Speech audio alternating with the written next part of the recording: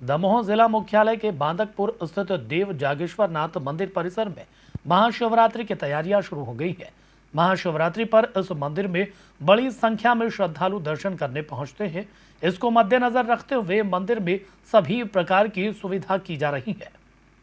बांदकपुर स्थित देव जागेश्वर नाथ मंदिर परिसर में महाशिवरात्रि पर्व की लगातार तैयारी देखी जा रही है। लगभग 350 वर्ष प्राचीन मंदिर और हजारों वर्ष प्राचीन स्वयंभू शिवलिंग यहां पर स्थित है। मंदिर परिसर में ही माता पार्वती का मंदिर है और अन्य देवी देवताओं के भी मंदिर है। आरती के समय एक अलग और अद्भुत दृश्य देखने को मिलता है। जब दोनों जगह आरती होती है, हजारों की संख्या में भक्त यहां पर पूजन अर्चन करने के लिए पहुंचते हैं। मां नर्मदा का जल लेकर भगवान जागेश्वर नाथ को अर्पित करते हैं। बुंदेलखंड का यह सिद्ध धार्मिक क्षेत्र है। प्रतिवर्ष की भांति इस वर्ष भी शिवरात्रि पर्व श्रद्धालुओं की सुविधाओं को ध्यान में रखते हुए कार्य चल रहा है और भक्तों के आने का सिलसिला भी अभी से प्रारंभ हो गया है। मंदिर के इतिहास और जागेश्वर नाथ की महिमा के संबंध में मंदिर कमेटी के प्रबंधक पंडित राम कृपाल पाठक से डीजियाना न्यूज के संवाददाता एल.एन. वैष्णव ने चर्चा की। नमस्कार दोस्तों, मैं हूं डॉक्टर एल.एन. वैष्णव। शिवरात्रि अर्थात शिव की रात्रि, ये महान पर्व आने वाला है और इसको लेकर तैयारियां चल रही हैं। 12 ज्योतिर्लिंग हैं, लेकिन दमोह में भी एक ज्योतिर्लिंग ऐसा है जिसको स्वयंभू शिवलिंग के रूप में पहचाना जाता है और दूर दूर तक इसकी ख्याति है। जागेश्वर नाथ, जी जागेश्वर नाथ परिसर मंदिर के परिसर में हम खड़े हुए हैं और यहाँ तैयारियां चल रही हैं शिवरात्रि पर्व को लेकर। शिवरात्रि पर्व पर यहाँ लाखों भक्त आते हैं और देश के कोने कोने से आते हैं। शिव की महिमा निराली है। कैसे है इस स्थान की महिमा, क्या है महत्व, आइए इस संबंध में हम चर्चा करेंगे इस मंदिर के प्रबंधक पंडित राम कृपाल पाठक जी से, जो कि विद्वान वक्ता भी हैं और अच्छे ज्ञाता हैं धर्म के। पंडित जी, बहुत बहुत आपका स्वागत है। शिवरात्रि पर्व का आने वाला है और तैयारियां चल रही हैं, किस प्रकार की तैयारियां हैं?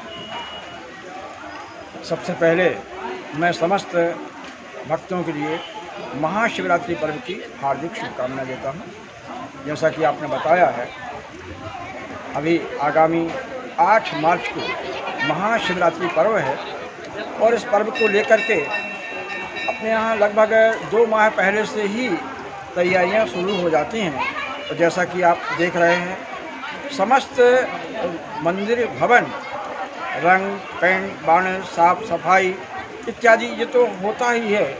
इसके साथ में साज सज्जा, दर्शनार्थियों के ठहरने की व्यवस्था, यहाँ पर जो श्रद्धालु कांवड़ लेकर के आ रहे हैं, लगभग 7 किलोमीटर यहाँ से सलैया है, वहाँ पर हम श्रद्धालुओं के लिए भंडारा का आयोजन भी करते हैं एक दिन पूर्व, जो पूरे दिन सुबह से शाम तक चलता रहता है।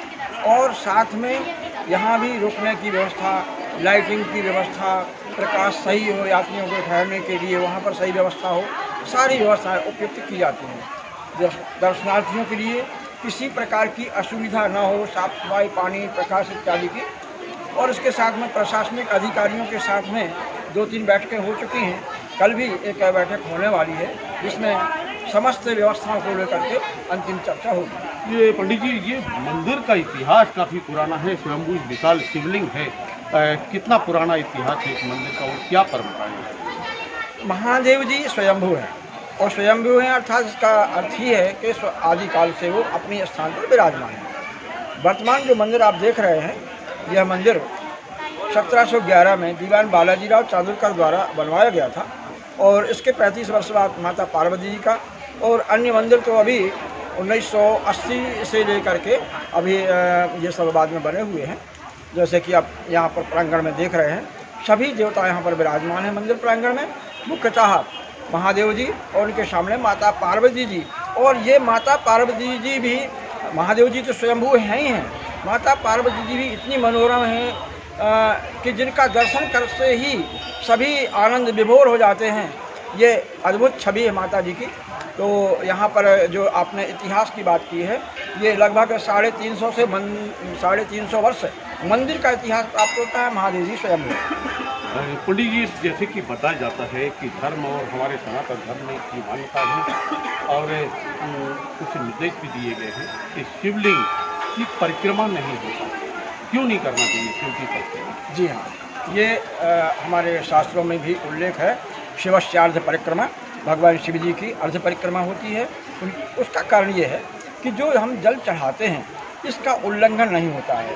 ये कहीं कहीं हमें कुछ ऐसे शास्त्रों में निर्देश भी मिला है, क्योंकि क्या है कि हमारे यहाँ कभी कभी ऐसी समस्याएं आ जाती हैं कि बड़ी जब भीड़ होती है तो लोग इधर से उधर से जाने लगते हैं।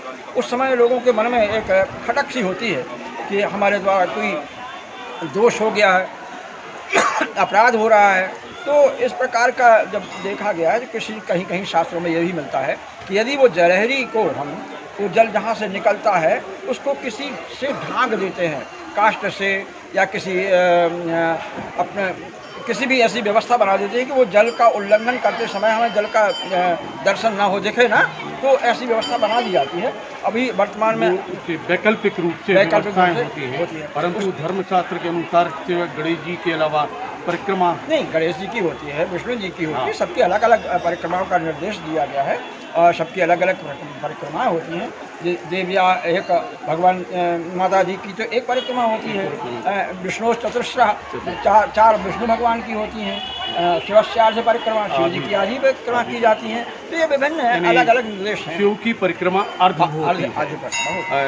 पंडित जी, आपने बहुत विस्तृत जानकारी इस अवसर पर हम लोगों को प्रदान की जो दर्शकों तक पहुंचेगी।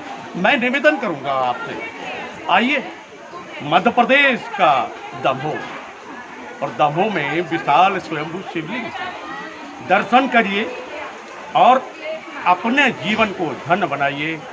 मैं डॉक्टर एलन वैष्णव, विजयाना न्यूज दमोह। महाशिवरात्रि के पावन पर्व पर देव जागेश्वर नाथ मंदिर में बड़ी तादाद में श्रद्धालु दर्शन करने के लिए पहुंच रहे हैं। Bureau report, Vijayana news.